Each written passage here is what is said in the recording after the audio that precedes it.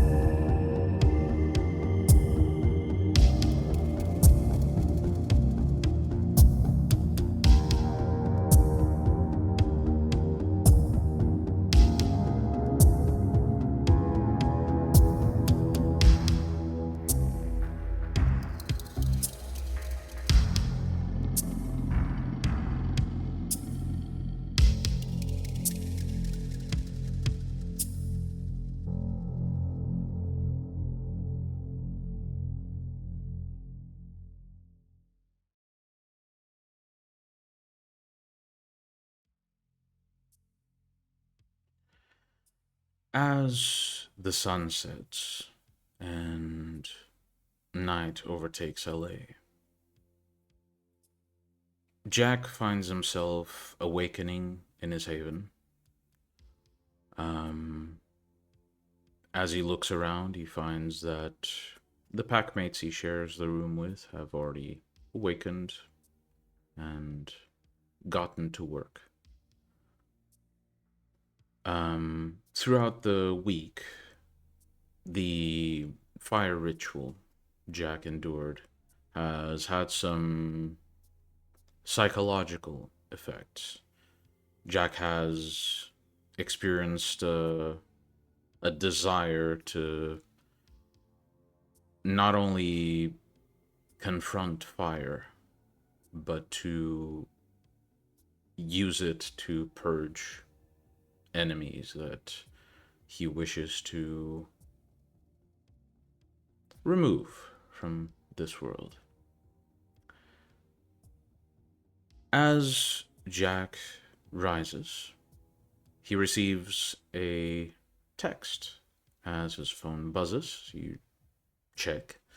And as you open the screen, you see a text from Abel, informing you that Isaac is now aware of the situation and asking you to eventually check with him in case you're curious about how the demonic plague you suspect exists in the north.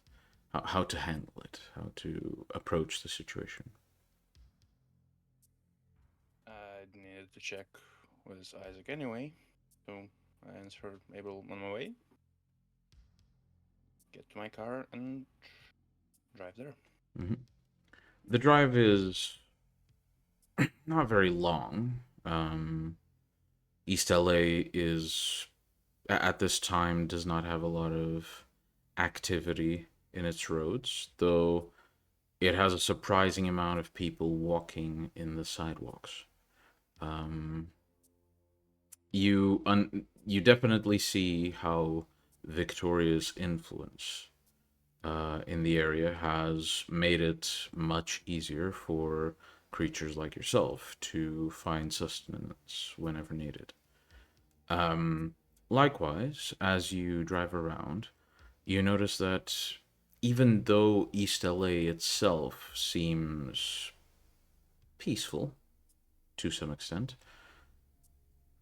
you do find that upon closer examination, crime is, if not rampant, then there's a higher rate, definitely, compared to other areas. You definitely see a higher level of poverty as well. Um, and given how long you've been alive, you also spot that there's an unusual amount of addicts that simply walk the streets trying to find ways to finance their vices. Um, no doubt fueled by Victoria's drug empire now that she stands mostly unopposed as Archbishop.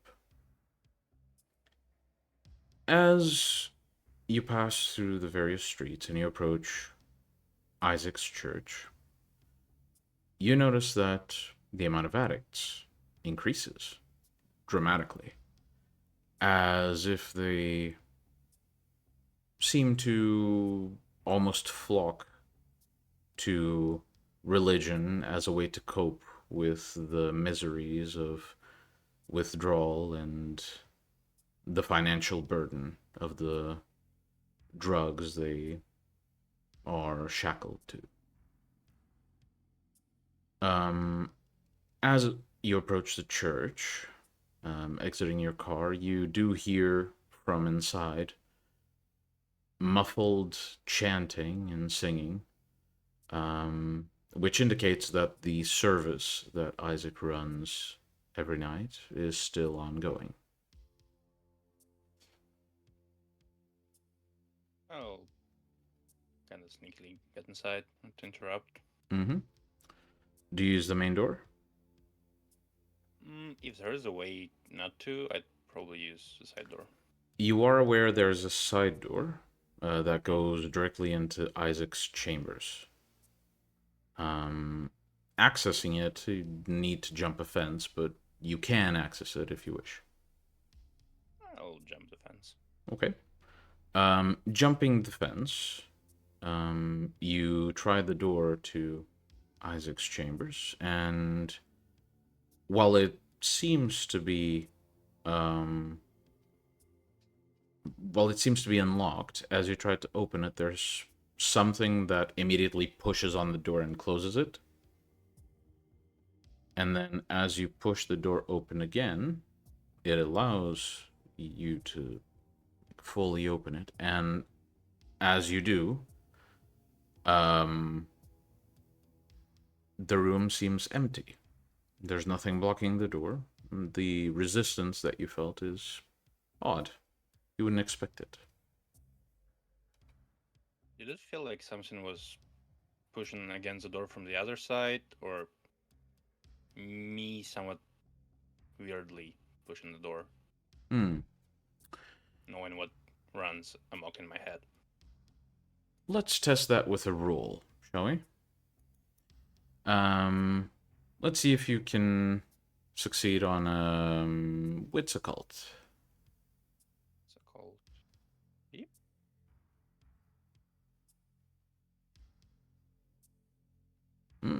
Definitely. Mm. You seem to feel like there's definitely this uneasy force around you that is pushing you to avoid this place. It's pushing you to avoid meeting the person you're about to speak to. Let's see. The force that caused the door to close came from outside your control. It wasn't you pulling the door shut, but it also was connected to you somehow. Also, by the way, we are getting messages that I'm really quiet. Oh, I Both will. on stream and in Discord. It's fine. It's fine. I'll boost you. Don't mess with your Yeah, but sound. we won't hear him. It's okay. You can watch the stream. Check, Speak. check. Should be much better now. Speak. Check, check. I'm speaking. Yeah, should be much better now. Okay. So, yeah, you feel like there's something inside you or something around you that's trying to push you away. Oh, so now we are talking, in a way. Didn't you like my cousin? There is no response, though there's this the feeling that you should walk away from the church slightly increases.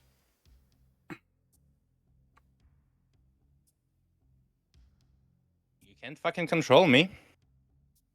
If you want to suggest something, just fucking talk. Do you just enter the church? Oh, yeah. You step inside the church, and as you do, you look around Isaac's room. You see that there's a lot of stacked books, copies of holy books for the most part. There is a number of sketches and paintings pinned to walls next to notes. There are photography, like there are photos of what look like catacombs, churches, and the religions it depicts are numerous. You can make a quick like flat intelligence. 1 second. Actually, make a quick intelligence and let's say academics. Mm-hmm.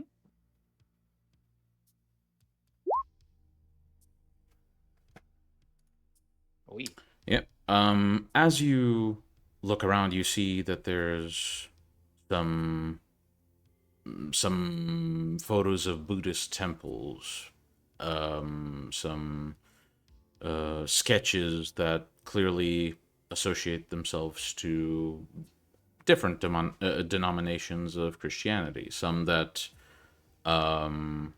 show symbols, obviously the cross multiple times, but they show depictions of murals that were painted with God as its main focus. There are some that show churches with figures of saints, some that show churches with no saints at all.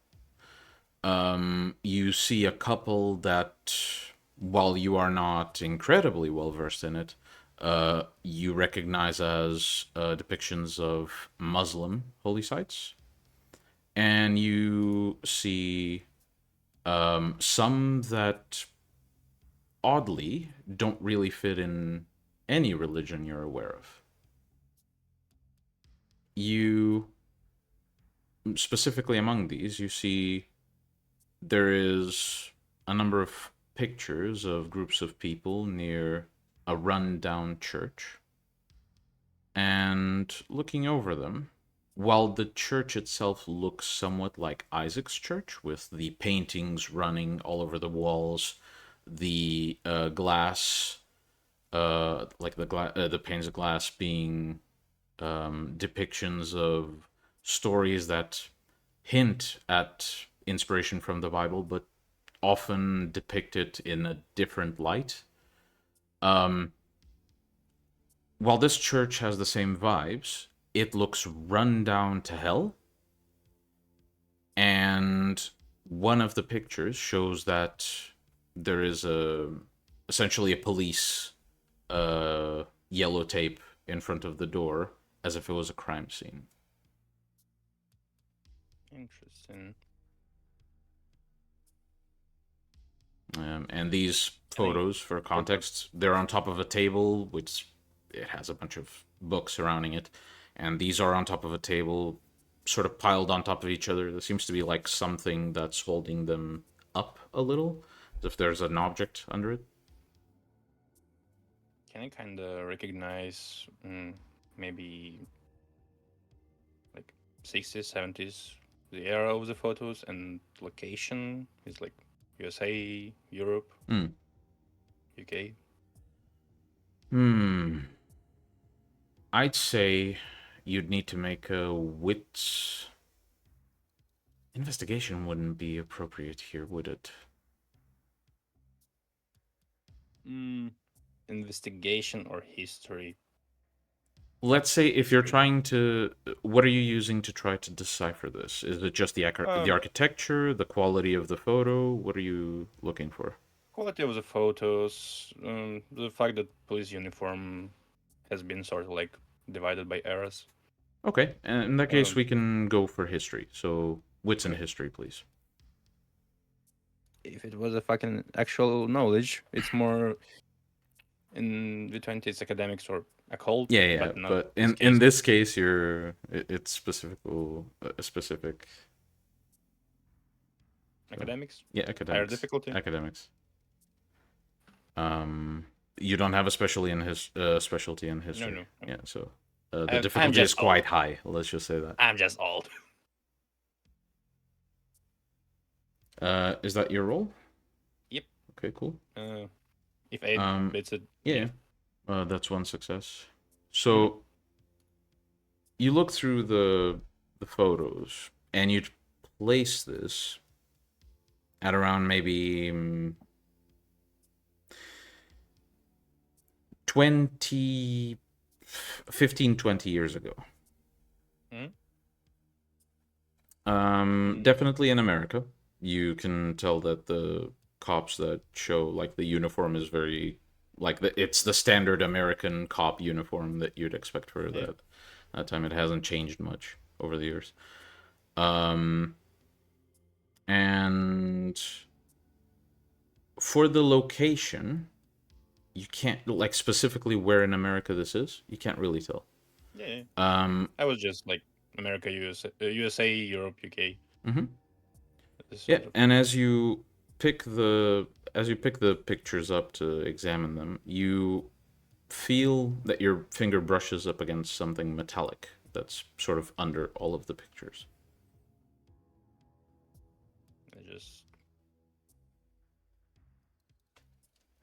It's not in a safe, so I'll just like brush photos apart. And as you do, you see that there's this neck chain, extremely rusted neck chain, with sort of a almost a handmade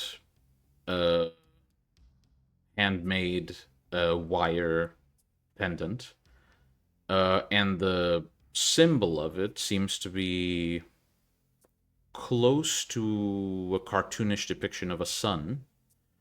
Only the center of it is very clearly, shown with a hollow ring.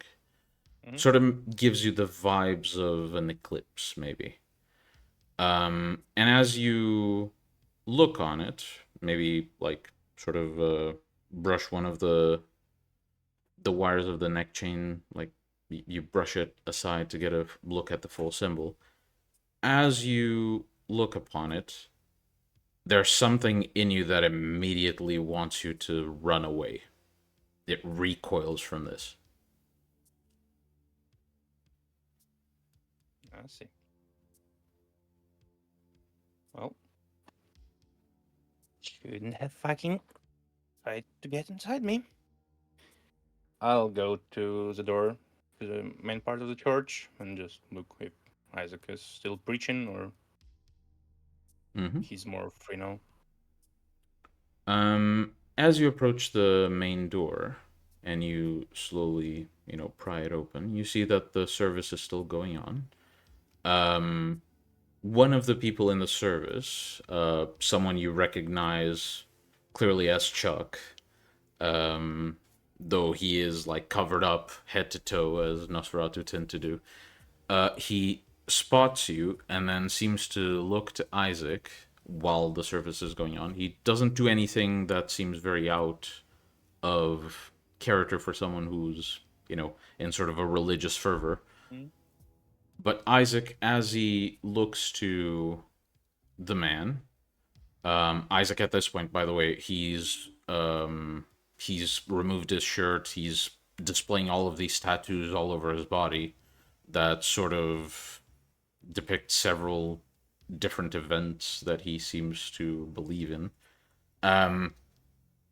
He seems to glance to you, and then, almost as if he's wrapping up the service, he indicates for another member of the congregation to come forth and speak of the sins they have committed in the past and the progress they made to repent for such sins.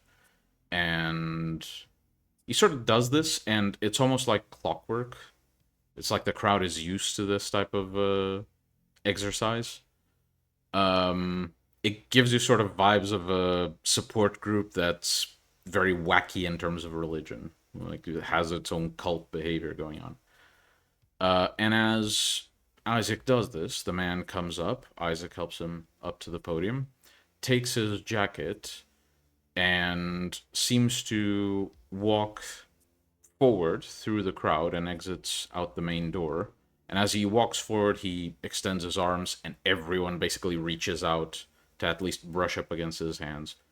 Gives you very creepy saint vibes, Mm-hmm. The guy seems to be a bit up his own ass when it comes to this type of stuff. Is the vibe it gives you. And as he exits the front door, you eventually, after a bit, hear the door behind you open, and Isaac walks in.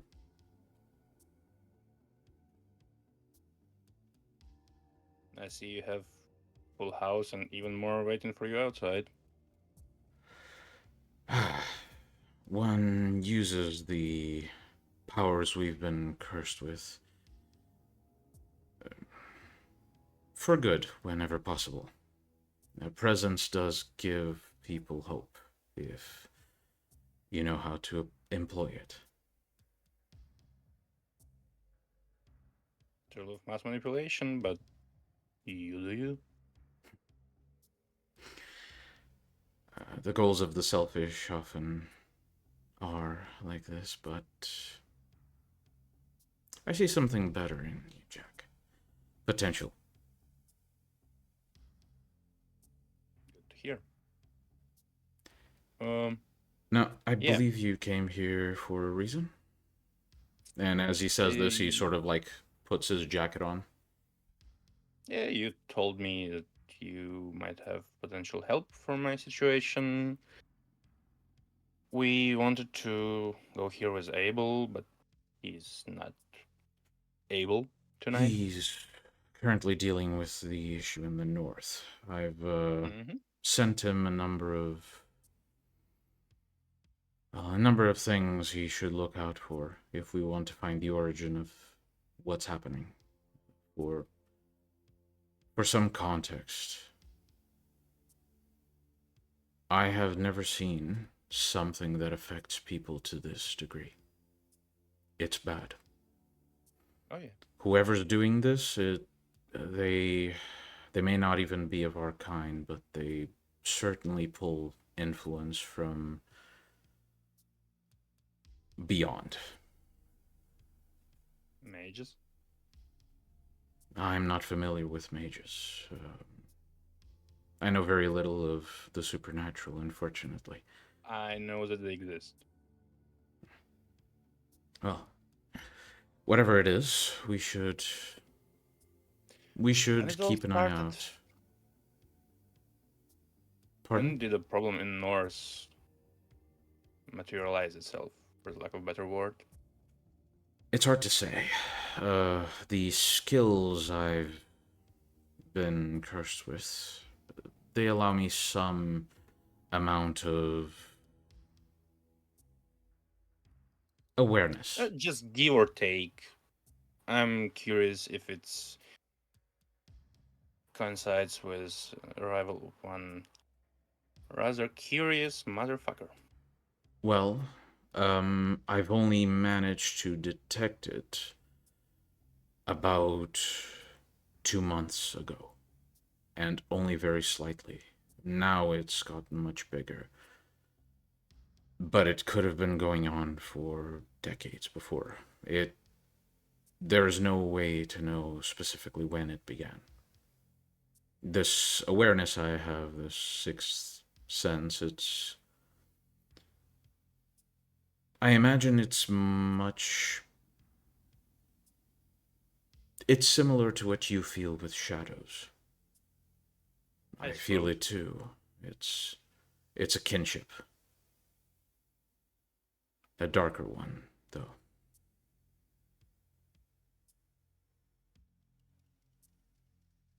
Well, a couple of months ago, out of character, it eats way after Rourke and Keen arrived. Oh, far Right. after. I see. We're just aware of some Giovanni getting way less neutral recently. The necromancers are rarely people you'd like to deal with. I've seen them achieve things that, well, let's just say it's a bit too close to my own area of expertise for me to believe that necromancy can bring about anything good. Well, leave it to undead to go into far beyond. And, I suppose. Well, there are two topics we need to address tonight. Sure. We need to prepare you for what's to come. And I have a way of helping you. Which one would you like to address first? Well, how are you gonna help me? Well, there are two ways. I can take whatever curse you seem to have contracted. I can take it into myself. And thus I will deal with that corruption while you are set free. Mind you, this won't take the awareness that the creatures from beyond now have of you. They may still pursue you to some extent, but they will have less influence over you. Alternatively, you could try and master the creature that's trying to influence you. It's mostly done through denial, and I would have to...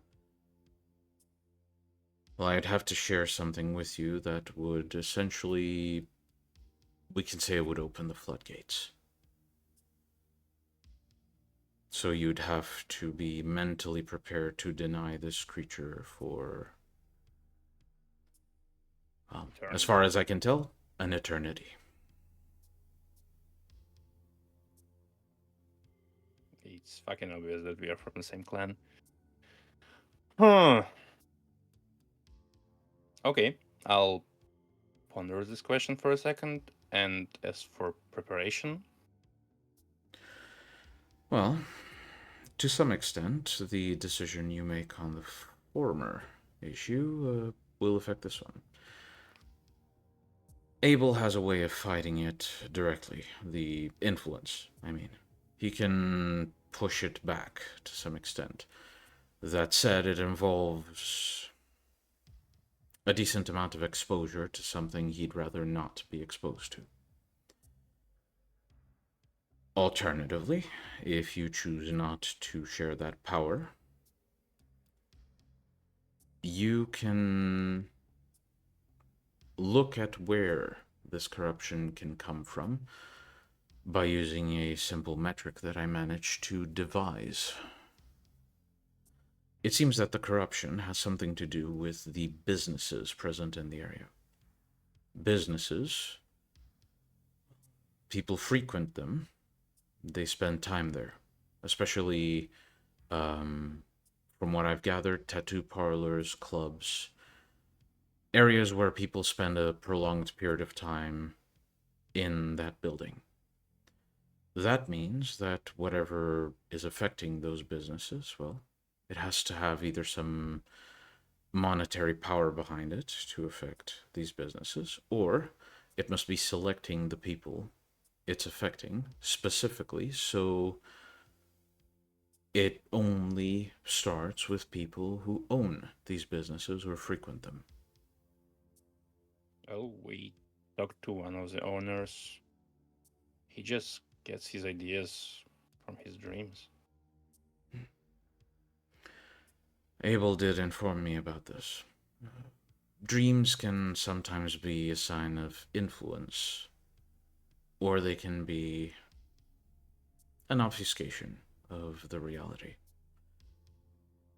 Sometimes you dream of a creature that helps you escape a nightmare in exchange for something that during a dream you deem it necessary, but once you wake up it seems to not have any prolonged effects. Only for you to be affected. Fucking bloody contracts. Hmm? No bloody contracts. Yeah. It's a fine line. The demonic I suppose is they often... catch up with the bloody progress. Yeah.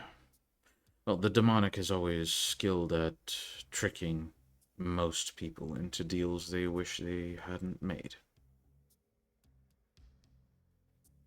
I would keep that in mind should you choose to accept the power that comes with the corruption. It will try to tempt you to gain more. And it won't necessarily lie to you. But in dealing with these things, you'll often sacrifice something you might not realize you have lost. I made that mistake once, and let's just say there's a reason why I'm in LA and not in Chicago anymore.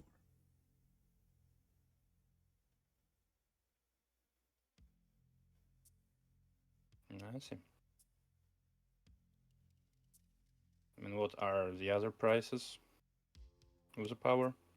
Well, mostly, depending on how much willpower you have, it can either be a mild annoyance or a perpetual temptation. The creatures will constantly try to offer you things, assistance, help. Deny them every chance you get, even if you feel like their help would do everyone a favor. Their help comes with a cost, and if it doesn't, it's because they're helping you further their own goals.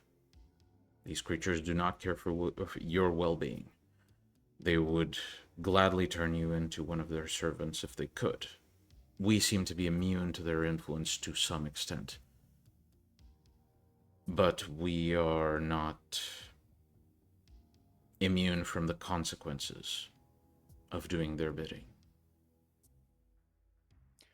Well, I'm pretty okay on the 9, if I may say so myself. Hmm. Once walked through a fucking mall, being hungry as a bitch. The hunger is certainly a curse. But this temptation is its own brand of...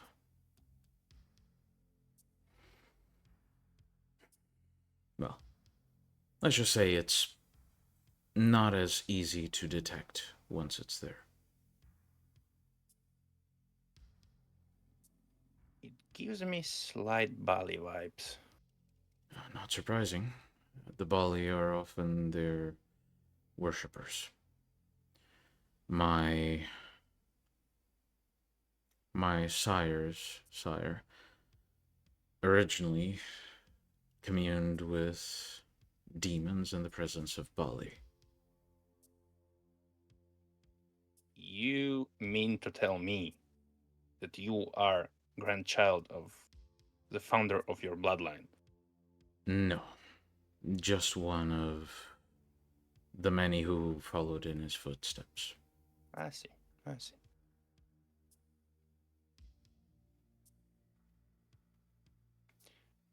But it's poetic that Dark Angel tries to save the City of Angels from the fallen angels themselves. Our curse does have poetic twists to it. Our existence often is one of suffering, regardless what we try to do. Up to us if we want to choose the brand of suffering that plagues us. So it's either denial or slavery. No in between. I'm sure there are some who will try to achieve the in-between. I urge you not to delve too deep into that thought process. Denial is often the best way to become anything without the repercussions of addiction. If you look into my congregation, just look through that door. You'll see many people who have fallen to their baser instincts, their desires for happiness at an easy enough cost, and it brought them to their knees. And when they thought they couldn't lose anymore, they did. And now they've realized the place they're in. And they're working to redeem themselves.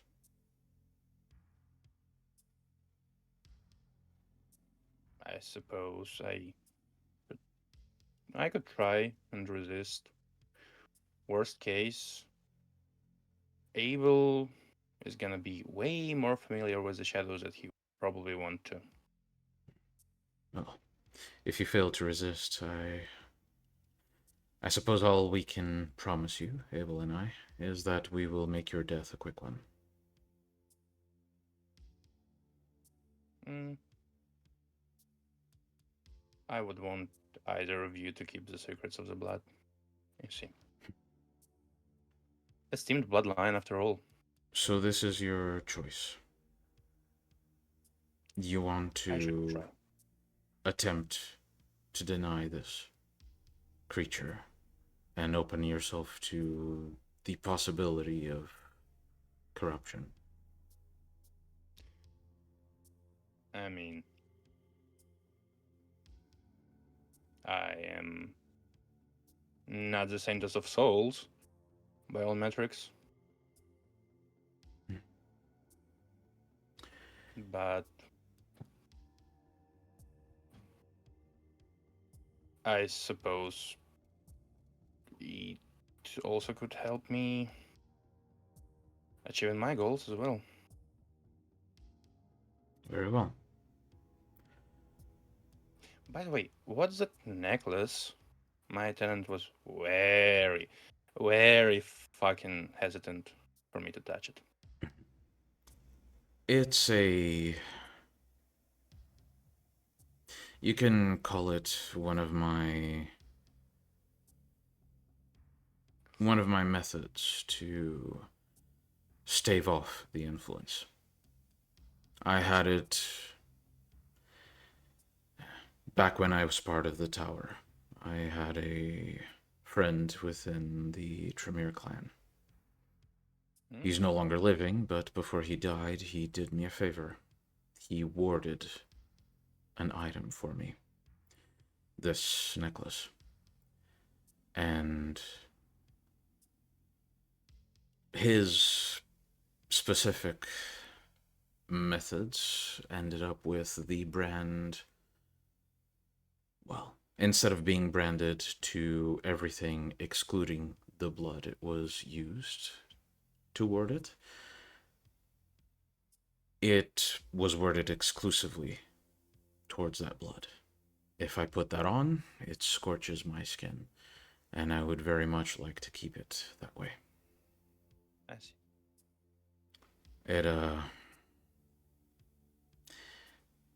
It keeps me from making choices that I would rather not.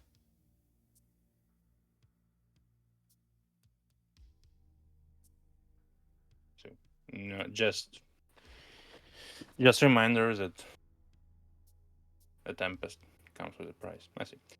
Hey, you mind? I pull up the pack smokes. Well, if your I'm choice, not gonna burn your house. if your choice is indeed to accept the burden, I'm afraid you won't need to smoke something right now to see some smoke. Let's just say that. But you are free to light up if you wish. I light up the cigarette, getting way too close with a lighter, and most Cainite would. Isaac seems to watch you handle the lighter and almost, hold the flame up to your nose. And after he narrows his eyes for a few moments, he seems to sort of tilt his head and say, "You seem quite familiar with the flames. More than most of our kind." Recent not ritual, rite, Arductus suggested. I am not as familiar with all of the rite as I should be.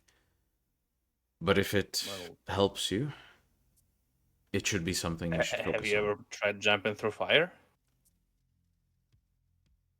Isaac seems to sort of have a sort of holy shit type of expression on his face and seems to hold himself back and say, "Not a thought that has crossed my mind as of yet." Well, last week was not mine, but turns out gives so much fucking color to your own life, my man. Well, whatever works for you. I suppose. Now, and his expression seems to sort of fall into a more serious tone. Since you have chosen to bear the burden, are you ready to enact the ritual required to do so? I suppose. Before you commit fully. Once you do, there's no turning back. And there's no telling what repercussions you might suffer from this, apart from what I've already explained.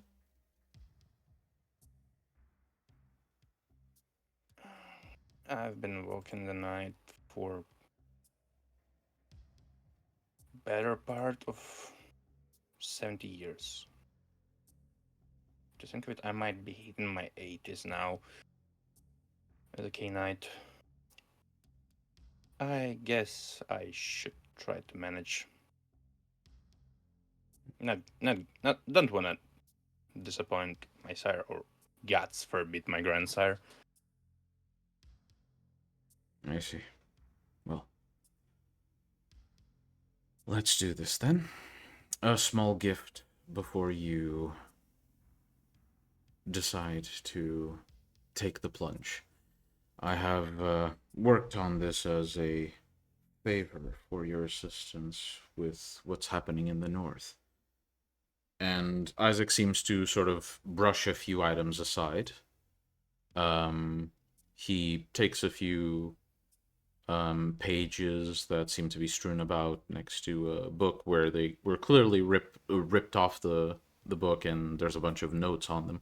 He sort of brushes all of these aside, seems to look for something, and eventually finds a mirror, like a hand mirror.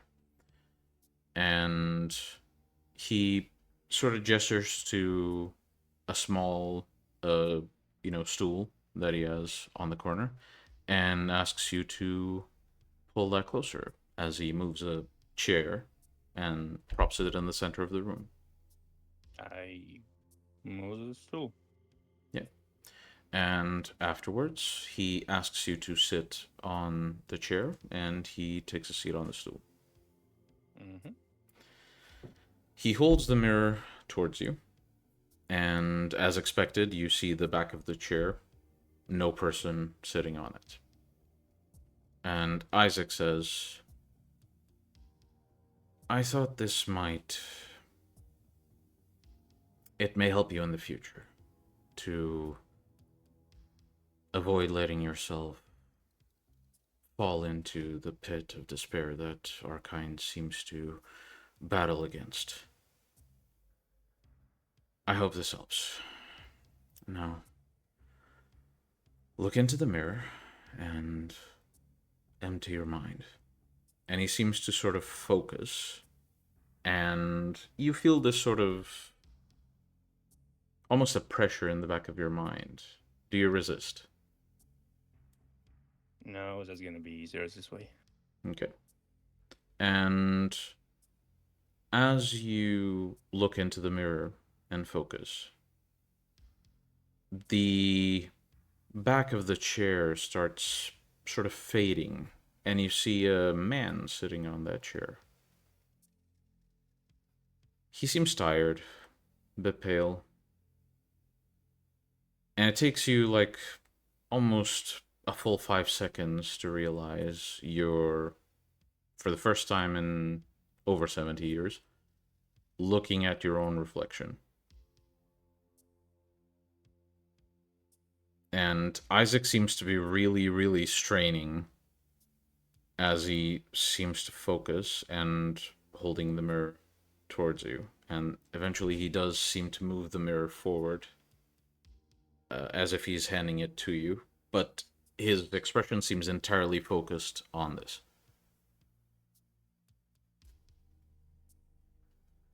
I guess. I'll try to concentrate and to empty my mind as he asks me to. Mm-hmm. Yeah, the image that's seems... That's unnerving as fuck. Yeah, the image seems to sort of become a bit more natural. At first, your movements seemed a bit disjointed with the image, but eventually, as you sort of raise your hand and touch your face, you feel the dry texture of your skin. It sort of starts matching your movements more. And after a moment, Isaac seems to blink, and his focus seems to drift, and the reflection fades. And you see the back of the chair once more.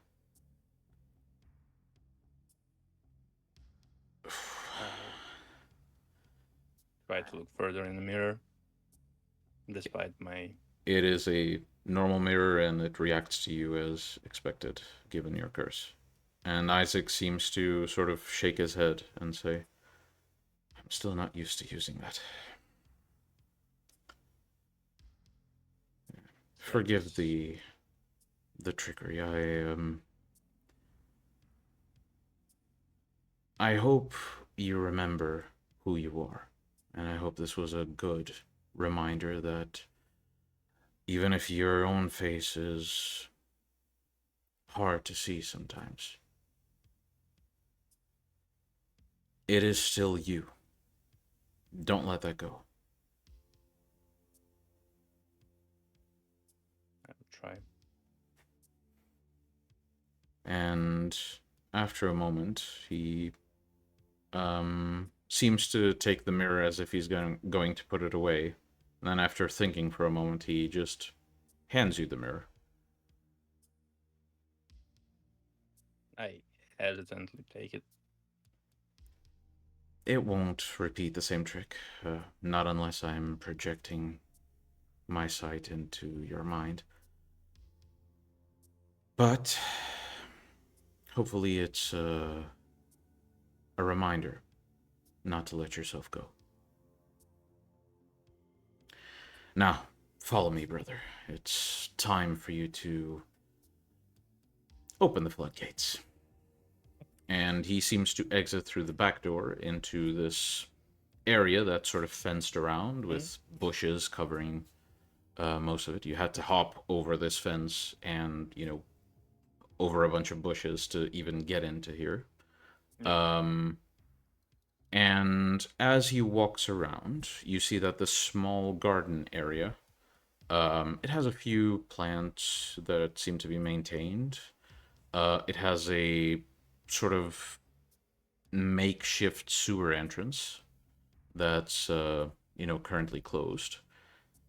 And it has a few wooden planks covering one part of the floor, which Isaac proceeds to very slowly remove, and he leans them against the fence. And he then proceeds to take his shoes off, and he sits next to this small pit that was just exposed. It seems to have a few leftovers of, chopped wood and charcoal, as if it's the aftermath of a campfire. Mm-hmm. He seems to sit on it, or next to it, and he gestures ahead of him for you to sit on the other side. I'll just sit down in front of him in a pose that I more like subconsciously use for meditation and rituals. Mm-hmm. I have more time. Isaac takes a deep breath, and he looks to his arm and seems to pull the sleeve backward. And you see that his arm has a few bandages. He seems to unravel those bandages and make sure all of his arm is exposed, essentially. You see the tattoos that cover this arm depict events that deal with the unholy. It depicts... Actually, roll me a quick wits academics. Mm-hmm. For you to make some educated guesses. Yeah, that's enough. Oh yeah. Oh yeah. As you look at these tattoos that are now exposed, you see that they depict what you would describe, given the time you've... not a lot of time, but the time you did spend looking into religion and depictions of Holy Scripture, you would see this as depictions of random people being visited by what in the composition of the image you'd say is an angel. Only the figure shown is very clearly a demon. Mm-hmm. And it's shown almost as if it's tricking the person it's presenting itself to. And again, from his elbow all the way to the tip of his wrist, right before reaching his hand, it's covered in tattoos. And in this particular arm, they're all like that. Mm-hmm. You know for a fact that the ones on his chest, the one on his other arm, the one on his back, all of those depict very different situations. This one is all visitations with these creatures that seem to be tricking these poor people. And as he finishes exposing his arm and making sure it's the cloth is nice and held in place. He seems to hover his hand over the fire, or the fire pit, and as he focuses, you start to see the charcoal sort of shimmer here and there, and eventually you see sparks of a pitch black fire start to grow. And as they start to rise slowly, Isaac seems to, with his arms, like this, he starts to rotate it and holds out his hand before looking at you. Is it for like to hold his hand? Mm-hmm. Yep. Yep. As you move your hand to hold his, he sort of moves his hand back and says, "Are you sure you're ready?" I guess. Yeah. And as you hold his hand, it's almost weird. Usually you expect when you touch a vampire for their skin to be Cold. I mean, not absurdly cold, but colder than a human's, definitely. And if they're on a path, it's almost like touching ice that's very dry, right? You touch Isaac's hand, and it's almost warm. Like, it's almost the temperature of a regular mortal's hand. And as he holds your hand, he just looks into your eyes and says, "Do not run from this. And prepare yourself." And he looks at the pit, and he starts lowering both your hands into the fire. Do you move your hand away? Do you try to bear for it? I prepare for the pain. Okay. Well, as the hand approaches the fire, it's almost like the fire stops behaving like normal fire, and it almost extends to climb up Isaac's wrist. And it's visible on his face that this is agony. He basically grips the grass and his knees almost immediately go up. He seems to like really be struggling with this. And his grip tightens around your hand, and the flames start slowly crawling up his skin, and you see his skin like start to droop and melt, and bits of it fall into the fire and expose muscle, and it keeps burning, and it doesn't burn quickly. It's a slow process. It's fucking agonizing. And it starts reaching your hand, and the tips of your fingers start to feel warmer and warmer.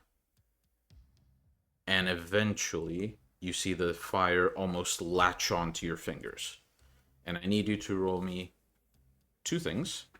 I need you to roll me courage, and I need you to make a perception and awareness roll. The courage roll has Here the goes courage. buffs. Here goes courage from and The courage roll does have the buffs from the fire dance, right? So I believe that lowers the difficulty. Yep. A bit of out of character help. Amalia, if you're there, does this lower difficulty or give you extra dice? She has headphones. She has muted audio in Oh, Discord. okay. That's fine. That's fine. We'll just say it lowers the difficulty then. She has muted audio in Discord. Okay. That's fine. Just a That's fine. second. Just We'll a just second. say it lowers the difficulty. No, what it does, the fire ritual, it raises your courage by 1, Okay, even so below limit. extra dice then. So, yeah. So basically, for example, Yeah. Iris's courage would be 6 now. Not changing Okay. it a Thank lot, you very know? much. Back to But the thank scene then. You roll the extra. It's a 1, but virtue rolls don't count 1s or 10s. So that's your courage roll. So even though everything in your vampiric being is urging you to get out of this, there's still that weird thrill that you experienced when you did the rite, it's almost a callback to that, and you sort of feel this impulse to even lean into the fire more. Mm. And now make your perception and awareness.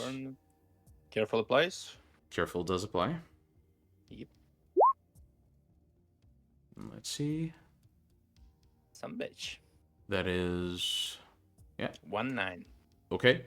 So as the flames start to spread around your arm, and the searing pain starts becoming more and more, it's reaching unbearable. You start to really struggle to hold your hand there, but Isaac holds you in place. He keeps your hand in there no matter how much you struggle. And as this is happening, you hear this almost deafening voice, as if someone is whispering, but they're like cupping their hands around their mouth and your ear, and they are whispering as loud as possible. And it almost deafens you. It's a sound that rings through your mind. And the voice simply says, "Finally." And as you hear this, the flames retract from your hand, and you are completely unharmed. And as that happens, the fire goes out, and Isaac immediately lets go of your hand and holds his arm close to his chest. And it's looking bad. Like, a few fingers of his are just nubs of ashes. His bones are visible, and whatever bits are not bone, they're charred muscle. And it goes all the way up to his elbow. And he just almost cradles his arm, breathing heavily, and, really trying to handle the pain. Like, he's shaking. Would the familiar touch of shadows soothe his pain a bit? You could try. I would use. I would use shadow play first dot, just to like engulf his arm in shadows. Yeah. And as you do, he's still shaking, but he seems to sort of close his eyes and take a few deep breaths, and then looks to you and says, "Thank you, brother. You're welcome. You'll Shadows are find not scary; they are useful. they can be. Everything's..." He just sort of looks at his arm that's almost falling apart. It's, dripping ashes. And he looks at his arm and just says, "Everything is a tool at the end of the day. Matters more how you use it. You should now have a better connection to the creature, and you should be able to speak to it if you wish. In addition, you'll find that you are now able to do some things that you weren't able to do before. I can guide you in learning these powers, but whatever you do, you deny the creature. It will try to extract prices from you. It cannot. It will try to demand that you follow certain paths you have to refuse. It will offer power, and it will deliver if you agree. You cannot agree." I see. Okay. I'll teach you some more at a later time. All fine. You take some quality rest. Yes. Would you kindly go back into the church, inform Chuck that I won't be attending the rest of the service. Sure. And Do you need me to ask Miguel to bring you some blood? he seems to take a few moments just to focus and then shakes his head. A bit too preoccupied with, the searing pain to even muster words at this point. And he just sits there, sort of like cradling his arm, trying to, process what's going on. Okay. I might have another word with Jack, if you don't mind. Yeah. Take care, cousin. And as you turn and you go into the church, once again the voice peaks up, and it's almost like it lowers the volume of everything else and speaks to you almost as if it was inside your head. And you hear it say, "We'll achieve great things, Shadow Child. Great things. We will see." Let's try and avoid the same fate you and your friends placed upon my last disciple." And the voice fades away. And with this, you may add to your sheet .1 of Daemonian. Oh shit. Oh shit.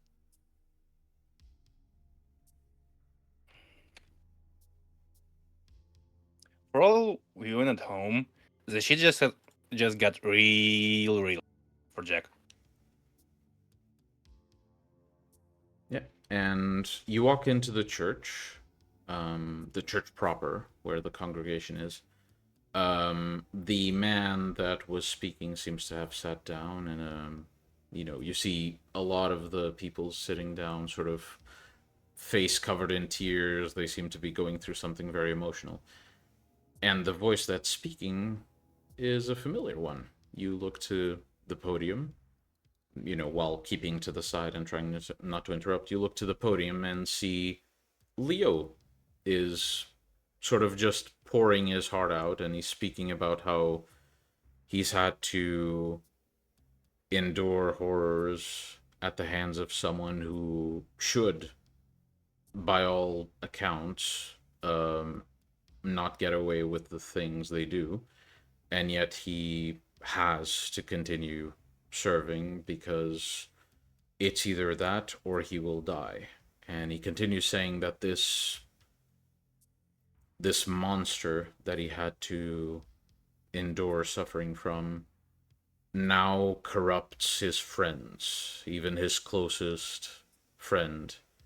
And at some point he, in this emotional moment, he even spouts that, this monster is corrupting Jack beyond belief. And he sort of like catches himself and, returns to referring to you as the friend. And it seems to resonate with people. He doesn't seem to be breaking the silence of blood. But it's very clear that whatever he's doing here, it's either making him relive the trauma that he went through so far, or it's helping him deal with it by having this sort of group around him that, he can talk to about this stuff. And as you look at Leo, for a split second, it's almost like if by instinct, you sort of peek into his mind, something you couldn't do before. And you hear the voice in your ear go, "Pitiful creature. Often he wishes to be the bigger fish, and he's not. A sin he is entirely unpleased with. His insignificance matches yours, Jack. an easy man to manipulate should he let his baser instincts win. And the voice fades. You then turn your head and spot that one of the members of the congregation has sort of passed through the pews and gone through the side, trying not to interrupt. And it seems to be Chuck, who sort of ushers you back into Isaac's room. Welp, Isaac won't be able to continue tonight. He wanted me to tell you that. Why not? And he pulls the mask down. Well, that's sort of clan business, you know. He's tired. All right. Oh, you just try not to put too much shit in his mind that you shouldn't, okay? He's got a I'm lot not to deal putting with. Shit in minds. By the way, how was your meeting with Larry? He sort of almost instinctively rubs his jaw and then notices he's doing it and takes his hand away. Just says, he's got heavy fists.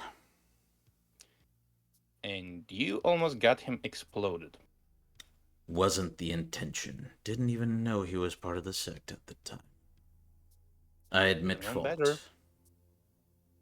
I'm not here to deal with that attack. I'm here to collect my payment, so to speak. You got a deal. You have Larry in the spot you want. And I get info on Santa Monica Ventures money. He seems to sort of swallow his pride and say, fine. There are a few big players in the area. One of them seems to have, to some extent, come into possession of Crowfield Arms. No doubt you have heard of the company. Oh, yeah.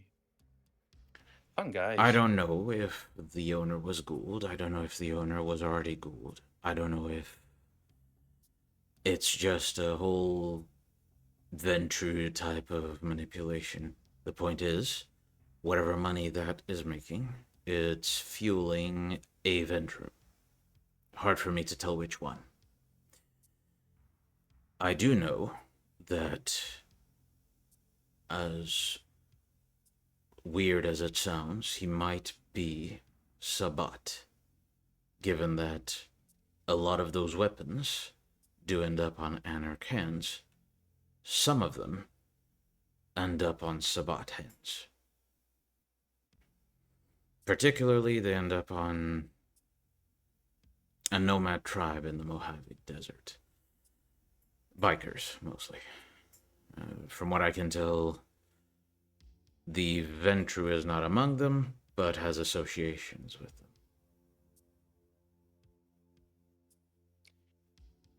Interesting. Second, there is another big player in Santa Monica that seems to be bending every which way just to please the Baron in the area. Whichever one you want to call the Baron at this point. I call them twins. Well, sure. The twins seem to be completely in control of this absolute idiot.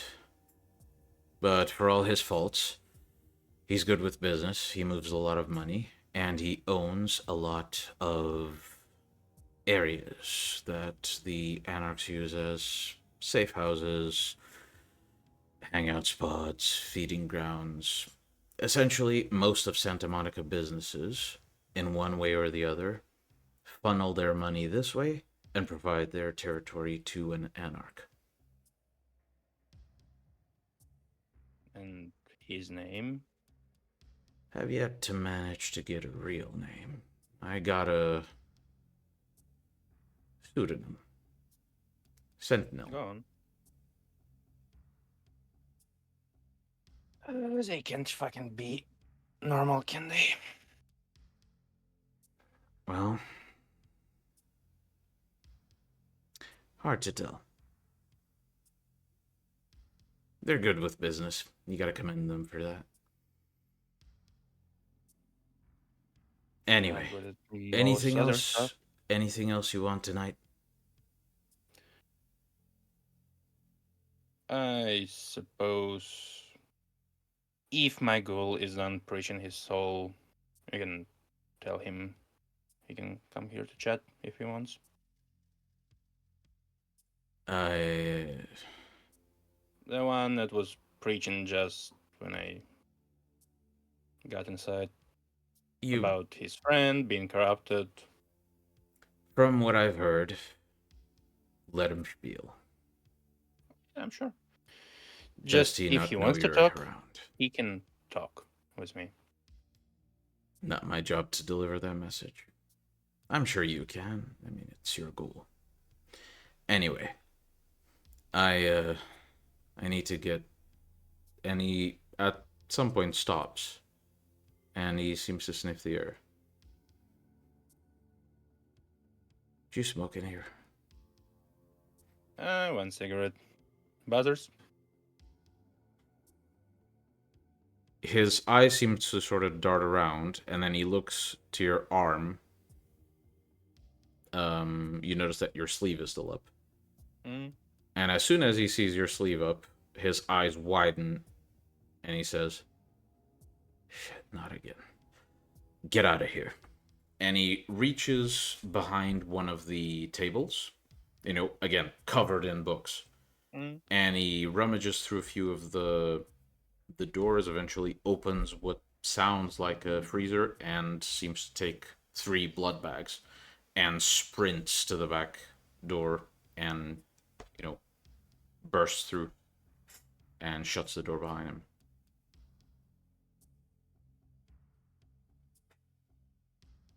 I'll go through the main building of the church. Mm-hmm. Not to bring any attention. Yeah.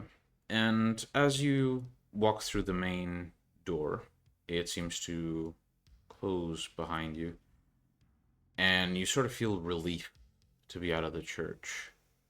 You enter the car, and as you turn on the engine, you check the mirrors, and in one of the mirrors, it's almost like you see a pair of eyes staring at you before they fade away.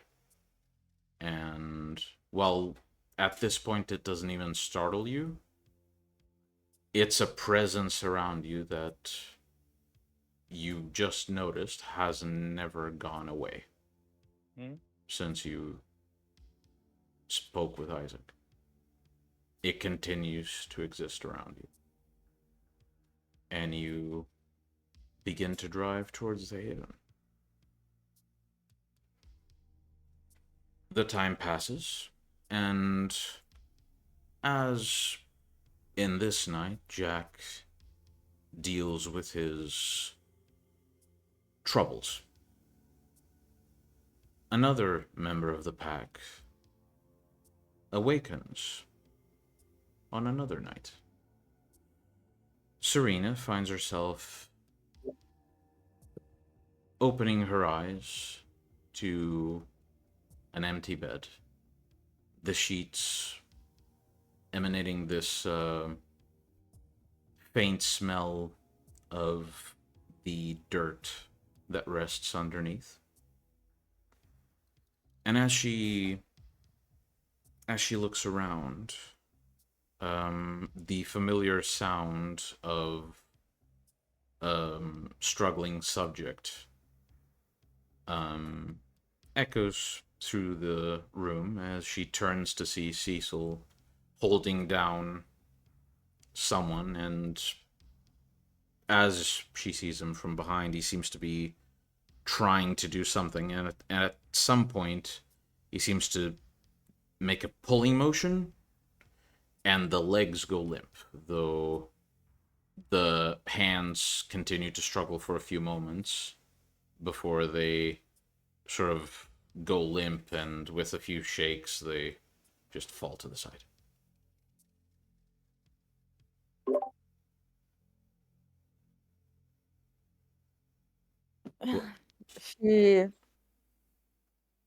She sits up and stretches.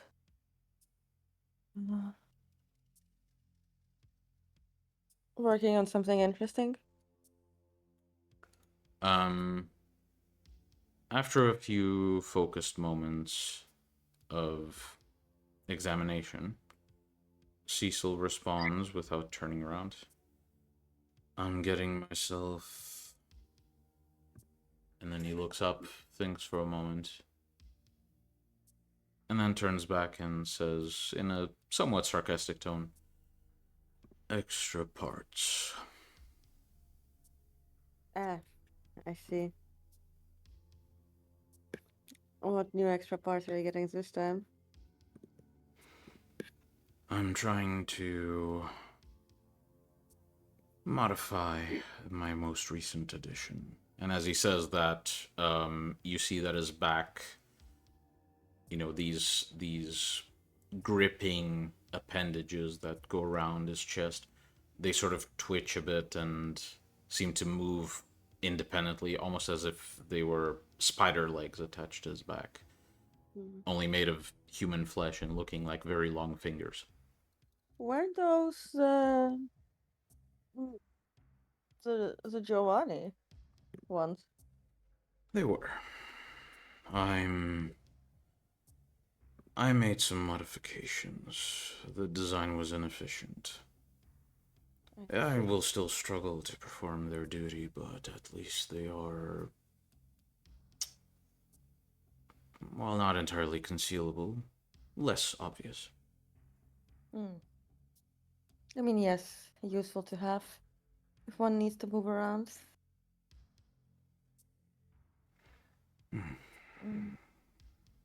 So I've turned the subject. So she's ready. Good. He seems to rest his arms on the table and simply gestures towards the exit of the room and says, let's pay her a visit, shall we? We do have some of my old things from back in the counties, like glasses and other things that, you know, would have my spiritual residue on it. Potentially useful. Mm-hmm. You may get them if you deem it necessary. Yeah, sure. I mean, they're in some of the cupboards. There's plenty that could be used. Go fetch them. And he seems to examine the subject in front of him quite diligently, Yeah. as if looking for something specific. Serena goes up to the first floor because that room downstairs does not really have a lot of storage things. She never really moved anything down from her initial room. But in the initial room, she had all her private belongings. So she starts digging through a chest which has some of the old things she used to own. I mean, digging through it, you find a few old volumes that no longer make sense for you to keep around. You just take them out of the box, toss them to the side. You find a few of your old clothes. Yeah. You find one of the dresses you remember wearing to court once. And as you dig through, you find your glasses, your former glasses, cracked due to your last night in the counties.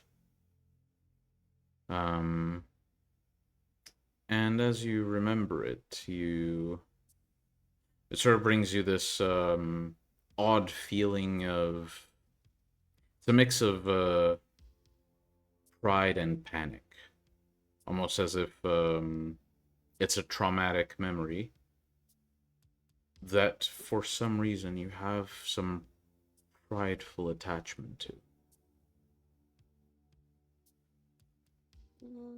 I mean, that was already when I was on the path, so Mm-hmm.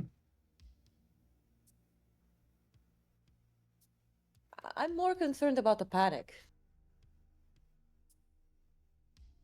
Something to think on. As you dig through the box, you find the jacket that you very often couldn't do without. Um, you remember, Oh, you remember oh, the nice many. jacket. Hmm? Do you mean the nice jacket? Yes, The one that harms everybody who touches it? yes. You remember Mm. the many times that you simply sat in your haven reading, wearing this just in case someone decided to sneak up on you. The Yes. paranoia brings you a mix of, you know, a homesick feeling regarding the counties and No, a no homesick. more relieved feeling that it's all over. Ah, but I am sort of attached to this jacket. It is a useful thing, but it is very obviously Iris's thing. Mm, but then again, who knows that Iris has this sort of jacket except the Tremere in London? Hmm. And in thinking about that, you remember the deal you made to get this. A deal with a Tremere that went to the counties with you, yet saw too much risk to hang around. You remember owing a favor that, by the tower standards, still hangs over your head. And yet, you don't think you'll be doing the Tremere any favors in the Oh future. no, no, not at all. Well, setting the I jacket mean, if aside. Hmm? I mean, I mean, the only favors I would be doing to them is sending them to meet their maker, which is what all usurpers deserve. And as you think of this, you set the jacket aside, still somewhat contemplating if you're going to keep it or not. Like you said, it's a useful tool. And you keep digging through this chest of old relics. You find the keychain that has the keys to your shop back in the counties. No doubt the shop is worthless now. It was sold, so Well, worthless to you then. And after you toss the keys to the side, you find a ring. You remember collecting this ring from the couple you ushered from their home to set up your first haven slash Haven workplace. shop. Yes. Ah, yes. My first very reckless usage. It was worth it. Mm-hmm. You I mean, nobody ever came to my shop after me, unless Cecil is hiding something else. once again you set the ring aside, contemplating what to do with it. Good memories do have the benefit of being good memories, after all. And after you search through the box some more, you find that there's a sort of bulky item wrapped in what looks like that type of paper that you find in shoe boxes. You unwrap it, and you find a set of sneakers that Iris wore, and trying to pin where you use these. the first memory that comes to mind was when you used to go to and from the haven in the expensive area of the counties.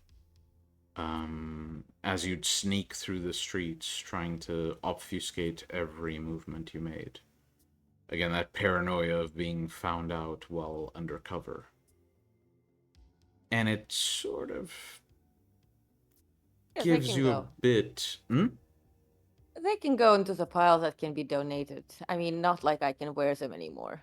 Of course. But as you toss the shoes into the pile, it sort of connects that memory to a potentially awful event that could happen in your future where you'll find yourself trying to impersonate the Baron and end up having to rule over a bunch of anarchs as someone who is not you, having to pretend to be like you're not.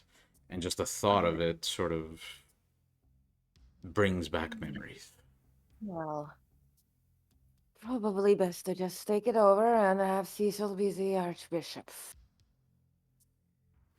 Yep. And after a bit more searching, you eventually find the outfit you wore the most often: a white shirt, pants, and small black uh, jacket that you got way before you got your warded jacket. All of these clothes being very tattered, very old and worn, and yet still maintain sort of a connection to you that you cannot deny. Mm. Is the shirt still good? Good enough.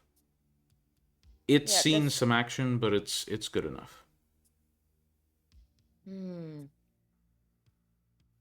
Well, the things that wear out the quickest are usually the pants. Mm. So probably best to get her some just new jeans, you know, Mm-hmm. something that hasn't been worn yet. That way it doesn't have any spiritual residue. Uh, on the other hand, depending on how long the fake is going to be walking around, um, I'm going to look for like maybe some leather skirt or something like that. Those are more lasting. Yeah. You search around, and again, it's not like you brought your entire wardrobe, but you do I have did sort of a mostly streak bring the most. of. Hmm? I did bring mostly sort of the fancy Yeah, pieces. yeah, and you do have a streak of going out to sort of a uh, gothic-ish nightclubs, and the fashion there tends to follow these trends. And soon enough, you find a skirt that you haven't worn in a very long time, leather. You used to wear this with either stockings, fishnets, or just bare legs, but it was always in a very very goth vibe that you wore these when going out to feed. Hmm. Okay. I'm going to need to arrange something because Iris wasn't not fashionable. So if the sneakers don't match the skirt, she wouldn't wear them. Well, you put them So, together and they could fit.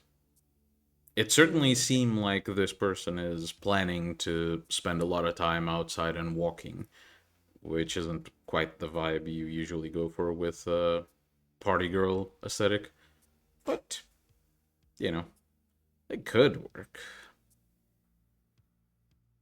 hmm, I should have some shoes. Yeah. Well, you keep searching and eventually you do find another pair of shoes. Black high heels that sort of fit more. Well, not black high heels, black platforms, I mean. Yeah. Black heels would have been for the fancy Yeah, dresser. yeah, Yeah, the platforms will do nicely. They're most likely flat. So again, not something I can wear anymore. There's a Mm, reason why they're in the box. um, so probably like some platform boots, the skirt. Mm, the white shirt will do nicely. Mm-hmm. Mm, and for outside jacket, well, maybe find something, maybe the Tremere jacket or maybe a new one. Hmm. I mean, not like the Tremere would have a detailed account of how my warded jacket looks. Very true. It's not like now, if that was a Toreador warding them, probably. Well, you put together the outfit.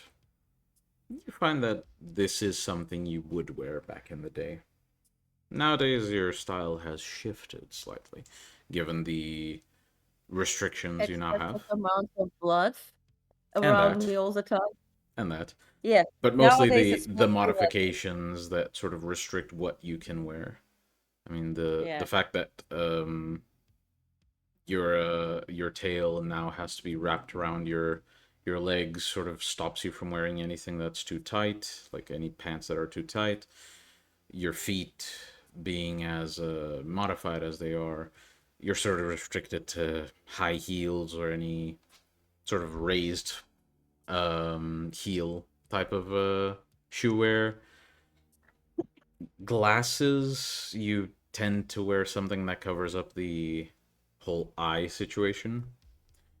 So mm-hmm. it, given all the restrictions, you do have a surplus of stuff that you could give this Yeah, fledgling. I'm probably going to look for some um so we're probably like I don't know, so I'm going to put aside like so I don't know exactly what Cecil's plan is regarding the fledgling. Like, does he mean for her to die instantly or to walk around first, attract attention, and then, you know, die? But I do have, so I'm going to put all those like flat shoes, the boots, but probably nothing from the final battle. Mm, mm. And nothing from which I remember wearing to Cecil's. Mm-hmm. Okay. So nothing of that goes with the person because if let's say somebody tries to use spirit's touch on them, I don't want them to be able to see any events. Very true. So Yeah. that's So like, you arrange a proper outfit, and you feel that this will do. You covered most of your bases. You're making sure that you know you haven't left anything that might lead them to the actual Iris. So you think you have enough to set up the decoy convincingly. mm-hmm. Okay. I'm gonna take these things and bring them down. Mm-hmm. You climb down the stairs, and as you do, um, you look into the room where she is being kept. The stake you used to keep her in place is on the floor currently, and she seems to be standing very still, her eyes wide open, and Cecil staring right into them, and he seems to be like extremely focused on whatever he's doing. Yeah, I'm going to let him focus and sit down on the Mm-hmm. side. And as you place the clothes down and take a seat, you look at this very, very tall monstrosity you've gotten attached to quite quickly. Um, you know, essentially forcing itself through the mind of this woman that looks exactly like you did. Almost like looking at a sort of a slice of your life before you came here.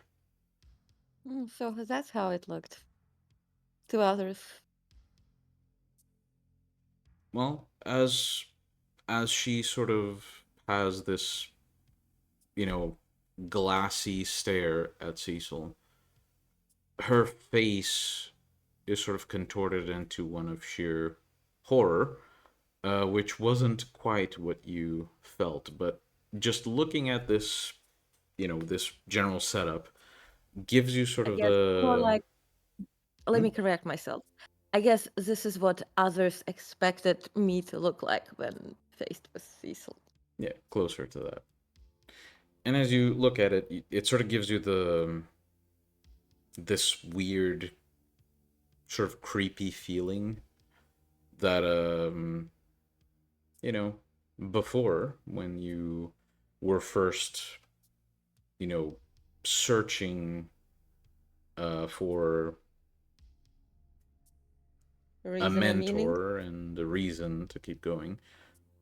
When you first met Cecil, it sort of gives you that sort of creepy feeling in the back of your mind that you essentially got through that mentorship almost by the skin of your teeth, given that if you said something wrong, this image you're seeing right now could very well have been you.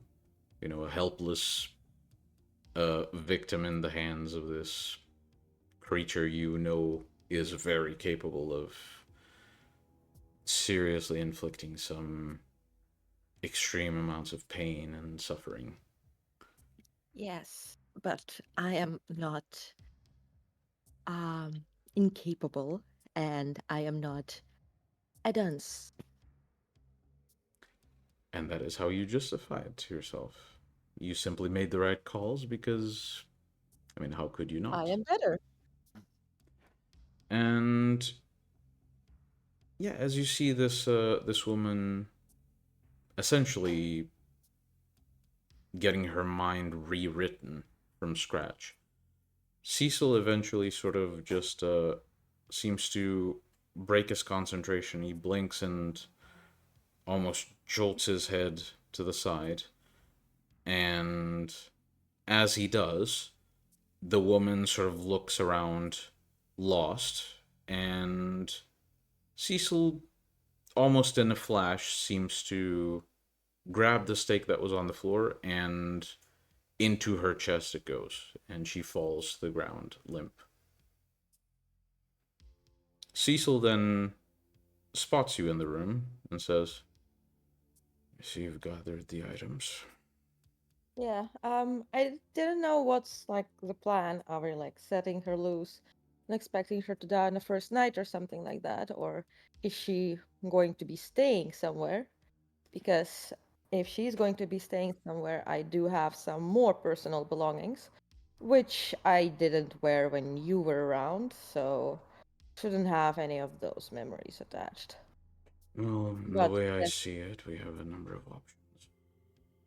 My idea was to hide her mm-hmm. somewhere in the sewers, perhaps, somewhere in perhaps even Griffith Park. Keep her Griffith away Park. from most of our kind, and then let the Camarilla obtain enough evidence to find her Mm. and quickly execute Okay. her. Yeah, That okay. Then I have some more belongings that she can have that I no longer wear and cannot. that is fine. Though to make this convincing, we'll need to We need to play into what the Camarilla thought of you. What was the tower's perception of you before? Capable, but naive, trusting, too much talking, not really, not capable of, how to say, playing two free sides against each other. Definitely very sycophant. Rash, impulsive. Perhaps I'll place some of these traits in her mind. It'll take time. This is a night's worth of work at least.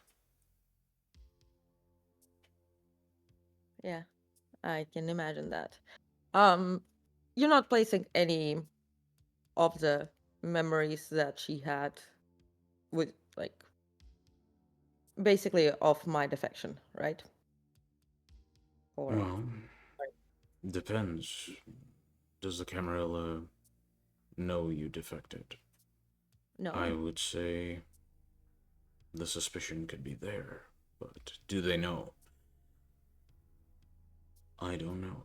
Well, if they thought that I defected, then I would not be considered missing in action and dead or dead.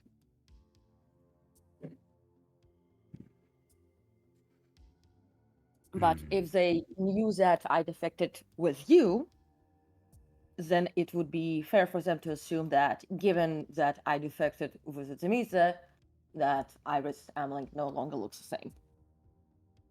True. That's what I mean, is that if we place those memories there, then, well, it's going... And given that just recently the Primogen tried to kidnap me, the Nosferatu one, it could be seen as, a decoy. It could. Plus, there's another thing. If they try to kill her by normal means, she's not going to turn to ashes. I know a few tricks that can solve that problem. Okay, because at the very least, they will know that Iris was a child of Primogen, and at the very least, 100 years old. True. I will make a few changes to her mind, bearing in mind the things you've brought to my attention. Yeah, so basically, for Camarilla, Iris was never really that ambitious or wanting to play the court politics before the Free Counties. So she stayed out of sight and out of the game. Of course, no matter how good our manipulation is, there remain a few ways of proving that this is not Iris.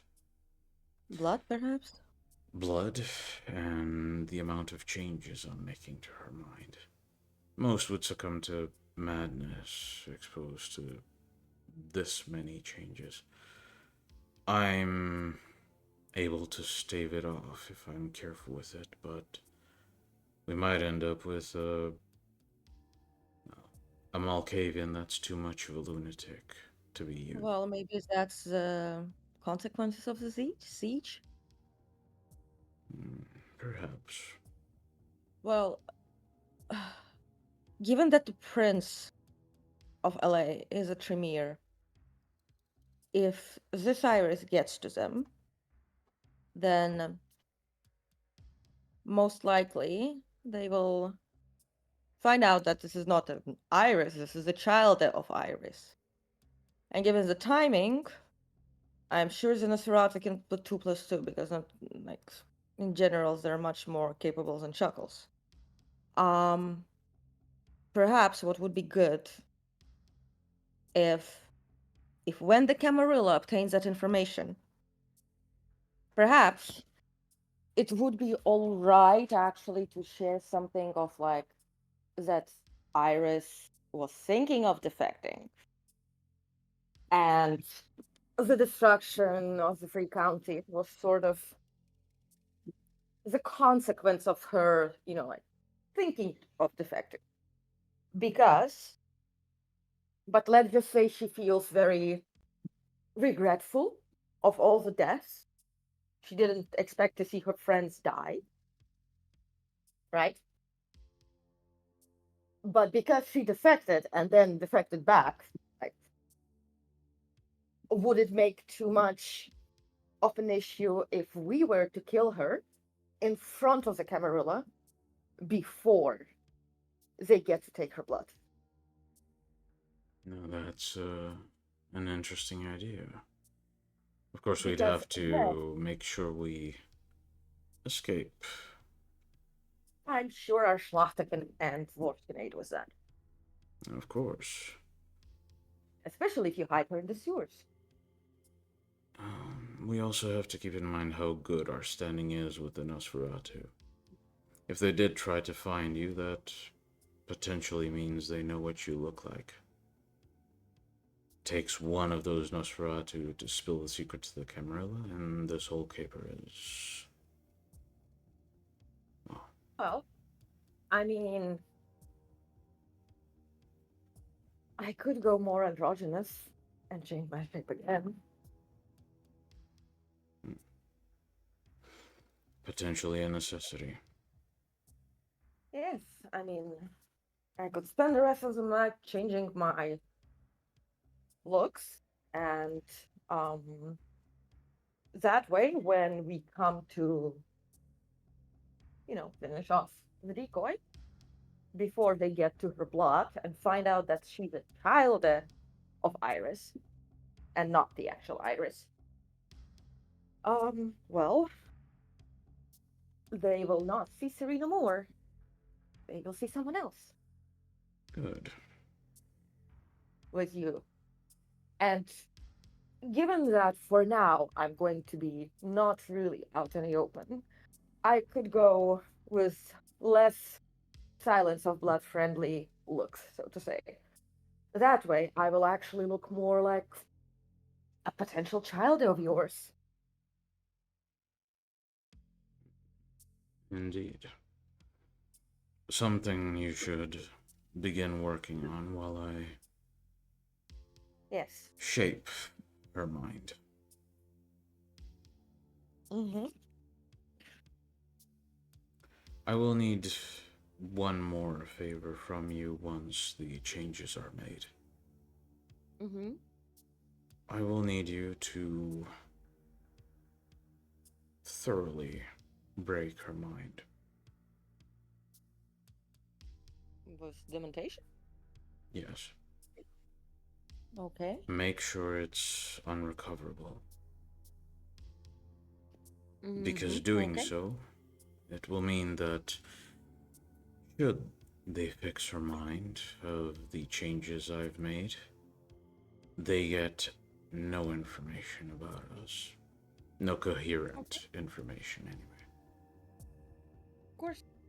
Well, I still think that it would be best to ensure that they know of her, they find her, they see that it's Iris. Maybe they find her like hideout in the sewers, but they also see us kill her. They are going to be left with a bunch of belongings of Iris Amling that resonate like Iris Amling. True. I mean, there's also this. I don't know, like, this could be even more like a proof to the Tremere. Maybe so much not to the Nosferatu, but to the Tremere. Maybe to the Nosferatu too, because it is a very useful jacket. And I'm not particularly keen on parting with it, but this has been warded by the Tremere who has been in the three counties at first. And how do you expect her to wear it? All right, she can't wear it. Well, it can be. Would the Tremere know Okay, never mind. Okay, it's staying. I don't know why I thought that she could. I'd outright destroy it, personally, but your property, your decision. I mean, could the Tremere use it? We Against don't me? know. Fine. I I mean, should. we could leave it in there with her other things. We could. Regardless of your decision, I should begin the changes. And I shall begin changing myself. Very well. Do report with your progress once you're done. And Cecil turns to the limp body on the ground, lifts it by the neck, looks into its eyes, and he says, "Freeze." And then rips the stake out, and once again his expression is one of utter focus. And the woman once again looks in sheer terror straight into his eyes.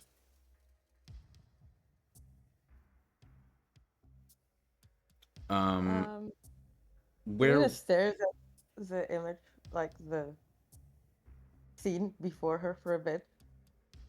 It's like she's not really creeped out by it. It's just this very bizarre feeling.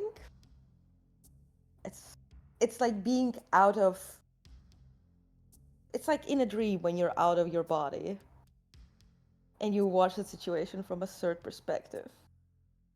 But it's also not my body anymore. But it does feel like a dream. an odd sensation, to say the least. And do you begin the modifications to yourself immediately? Yes. All right. Best. Where will these modifications be happening? Well, so Serena will be changing. So for now, I think Serena will go.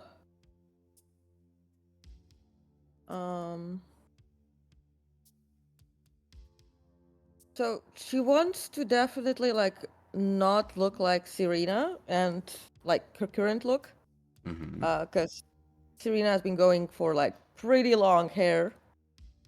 So she's going to go for no hair. Alien Alright. look. Alright. So, after maybe you go into the bedroom, pull up one of the mirrors you have around. Yeah, but I'm And also going to keep the hair because later I want to have it back because this is for yeah, now. don't worry, Like I'm keeping this really in look. mind. I'm keeping this in mind. As you look Wait, into you know the what's funny? You know what's funny? Probably if you look into one of like Serena's chest, you will find a few scalps that she has like for future usage with hair.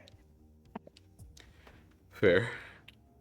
Well, as you look into the mirror, you sort of mess with your hair, and the thought does cross your mind eventually, like first thing anyone does when trying to change their appearance to not be recognized is change the hairstyle.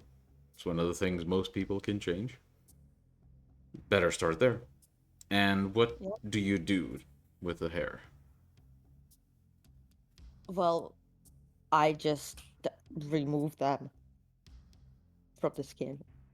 By plucking? Do you do this and all the hair comes Do out?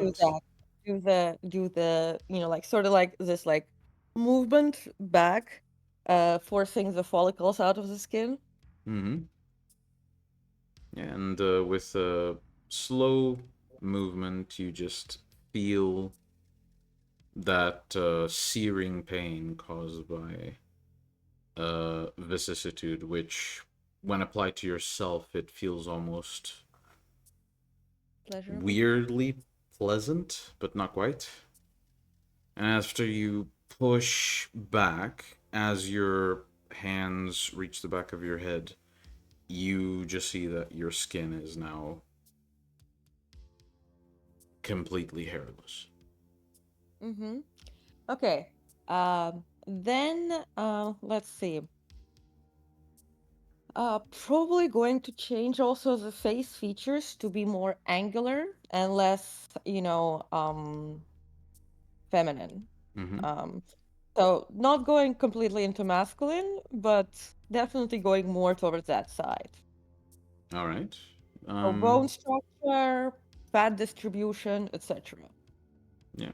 So you at first look at your jawline, and with a few pulls, you sort of apply a lot of force, and you feel your bones get molded out of the shape they were currently in. And after you let go, your chin is much more pointed.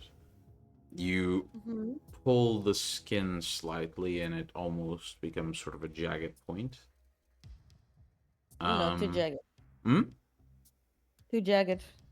Sure. Making it more make it more like so to say um think of male models, you know Hmm. Yeah, yeah. the high fashion male models who have like very bizarre face features. They are obviously masculine but also a bit effeminate.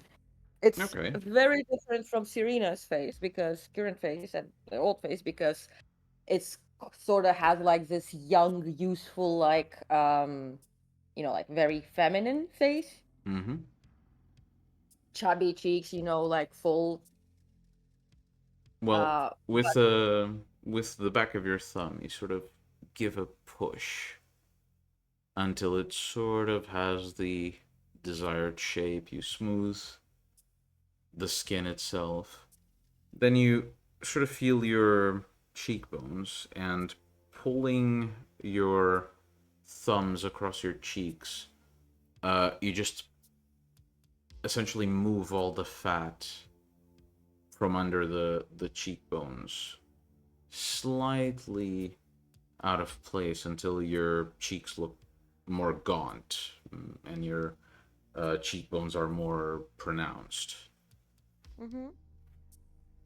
Um, then so currently and before, and even as Iris, I had this, like sort of like more look alive look to myself.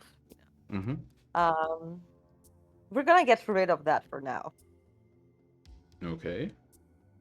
We're gonna go more grayish, more, like desiccated skin look, more, uh, you know, more gray. In fact, let's change the skin tone. All right. Well, the change in Let's skin make tone is it a. very, Hmm? make it very pale. We're extracting all the melanin from the skin. Yeah, yeah. Melatonin. Um, a change in skin tone is a bit of a harder modification, as in the counties you found out when you were trying to mask your slow decline in humanity while slowly adopting the path. Masking it involved the change of the skin color, and the process that Cecil used to do that to you. It was slow, it was painful, and it was very difficult. Mama didn't raise no bitch. Yeah, you basically look into the mirror, and after placing your hands on your cheeks, you start to sort of press and sort of play with the skin.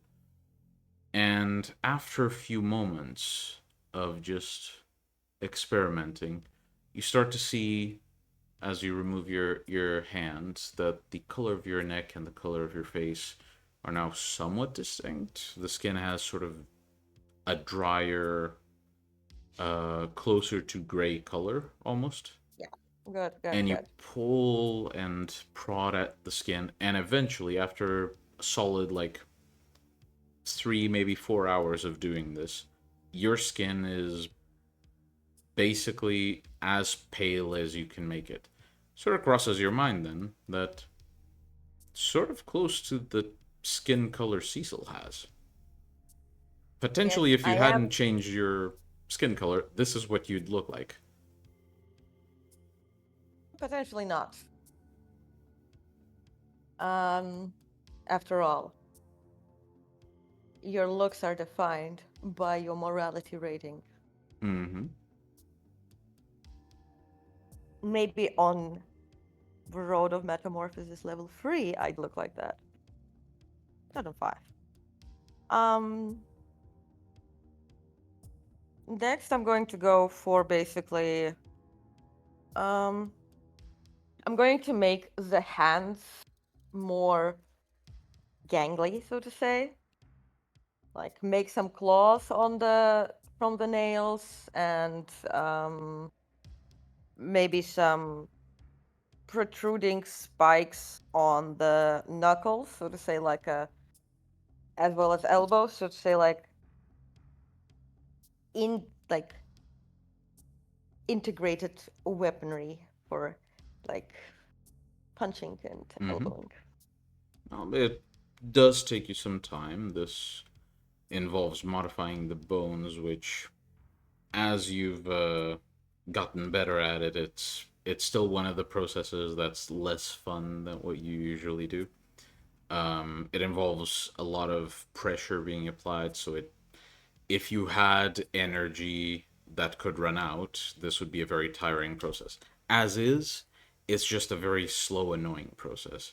And after you do pulls and extend, and after a few, hours of just pulling and forcing your bones to take that shape, eventually you have these rather thin, long fingers with almost gangrel looking claws at the end, though they are Mhm. clearly made of a different material. Your joints, basically, each joint has its own little protrusion of bone coming from one of the bones that connects to that joint, and it spikes outward. Um, Mhm. and after you do this to one hand, you repeat the process on the other. Again, takes a long time, but you eventually manage. And looking around, looking at your hands, it feels odd because you've never actually made a modification this extreme to your body. You've made extreme modifications, but not one that would affect your perception of yourself so readily.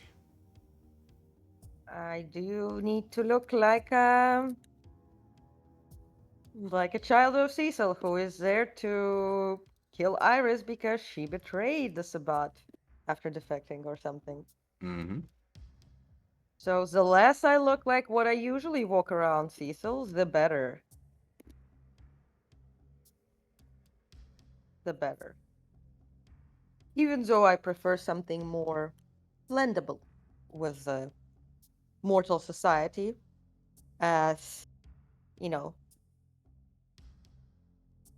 if Serena wants to be a power couple with Cecil, at least one of them should be able to, interact with mortals Mm-hmm. without causing instant panic. Yep. And what modification do you do next? Um, I'm thinking something, mm, perhaps something for my tongue. I've seen something with the Setites where they have the long tongue that they can use also for blood Mm-hmm. sucking. So perhaps something like that that can extend. But that's probably going to be a pretty large modification because it does have to go somewhere and hide. Not only that, this is just an obvious thing you'd know. Your tongue currently does not have enough material to do that. I that is true. What else could I do? What else does Iris think of as she looks into the mirror? Hmm. Maybe like make the ears less human. Go into the Camarilla perception of what it means the edgelord is like. Let's play to it. Yeah, I mean your entire face can sort of completely display an inhuman creature, if you wish. So yeah, you could play around, maybe get your ears to sort of almost become elongated to the back, resembling sort of like a mix between human and bat ears. Yeah. You could Let's have, play. instead of like a regular human nose, you could just push the cartilage in and sort of make it more No, we're akin to a not going snake for Voldemort. nose, if you We're wish. not going for Voldemort. Okay. I have standards. But plenty of things you could do. Um, well, probably like, could I change the color of my iris? Well, If I'm the not, entire hmm? the entire eye. If I'm not mistaken, you've already did that once. No, yeah, but I have changed the iris, but can I change the whites of my eye? You could certainly attempt it. You'd have to. I mean, It would take a long time. It would be very difficult to do well, because actually, what I could do is probably just order some of that ink that the guys used to like paint in mortal eyes and just inject it. you could. Like, why invent a bicycle? This Sure. is purely cosmetical. In that case, you just reach for your phone, and it's really hard to handle right now with your fingers being this odd. Say, But with Iris just, hmm? Iris just curses. Yeah, and after struggling with the phone for a little, you sort of get I reach used for to my the laptop. movement. I reach for my laptop. I reach for my laptop after a few moments. Okay, you just let the phone rest on the table next to the unconscious test subject. Go to your laptop, flip it open. It's easier than handling the phone, but it's certainly not easy. Well, And after a this few is just getting moments, used to you. it. Hmm? This is just getting used to it. It's like when you first like get like your nails extended and try to type on a computer with a Yeah, flat yeah. keyboard. Only this is not just your nails, it's your entire finger. So it takes you a while, but eventually you do like manage to make the order. You essentially point it to one of the to the property you have within East LA. I'm actually going to like forward it to my ghoul because while I'm looking like this, I'm not really walking around, okay? Sounds good. So you basically give the address of one of your ghoul's properties. Wherever needed, you can just, contact your ghoul to make arrangements, but you do eventually make the arrangements. Yeah. Well, after messing about with my face, I suppose it would take like entire night. Entire night. Mm-hmm. And eventually I want you to describe what you look like, but not this scene just yet. Eventually, after you make the modifications, you look at the clock, it's getting slowly closer and closer to sunrise. So you get up, and with this new odd shape you've sort of twisted your body into, you make your way through the basement, reaching the room where Cecil is still staring very intently into the woman's eyes. And as you walk in, Cecil breaks his concentration, stakes the woman, lets her fall to the ground, takes some of his blood and pours it into her mouth, and then turns to you. And after a few moments, he seems to look you up and down and make a perception empathy. If you have any specialties in body language, that does I apply. do. 1, 2, 3, 4, 5. 4 successes. Mm-hmm. Yeah. You manage to spot something you're not used to seeing. As Cecil looks you up and down, you see a slight smirk on the corner of his mouth. Almost as if he's like pleased with what he sees. Before he sort of masks it. Okay. Uh, Serena just like not particularly pleased with this form. It's not particularly useful, but for the purposes if we are to go and off her before they get to her blood and manage to use it, this is exactly what the Camarilla expects the shovelheads, fledglings, neonates, any one of them to look like.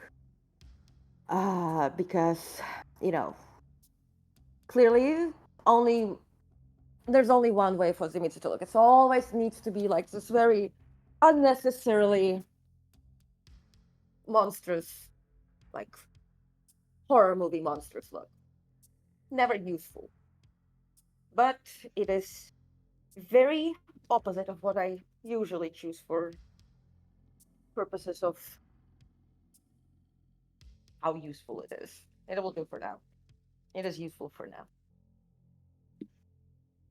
Cecil's again. He seems to examine you up and down, and then with a slight smirk on his lips, he just says, "Your eyes are still the same, but I approve of the rest."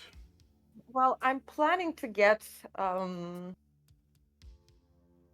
because basically why invent a bicycle? I've ordered myself some ink that the mortals use for coloring the entirety of the eye black. And I'll be able to use that. My ghoul will bring it to me, and I'll just add it to the whites of my eye. And those will be different too. Just make sure he doesn't bring an entourage to visit us. Yes, of course. I'll inform him. Good. I mean, he can just leave it on the edge of the premises.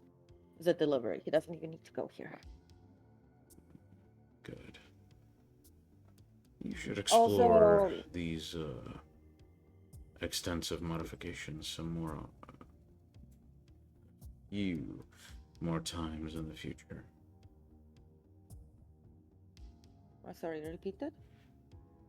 Essentially, you should explore these extensive modifications more often. They suit you.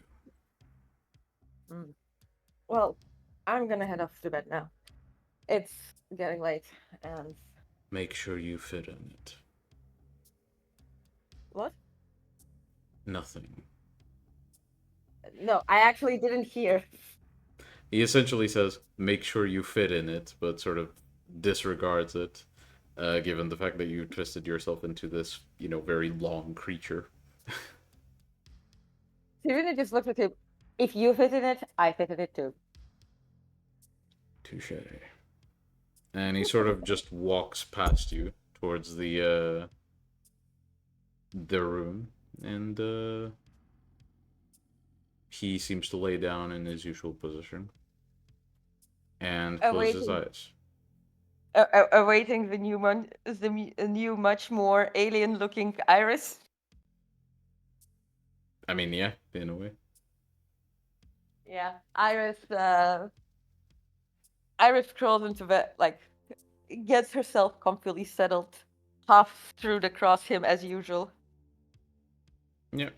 And even though, these long, awkward limbs take a bit of tugging and, experimenting with just to get yourself in a comfortable position, eventually you do manage. At which point, you just slowly feel this almost ice-cold hand of Cecil just resting on your shoulder and going Okay. limp. Progress.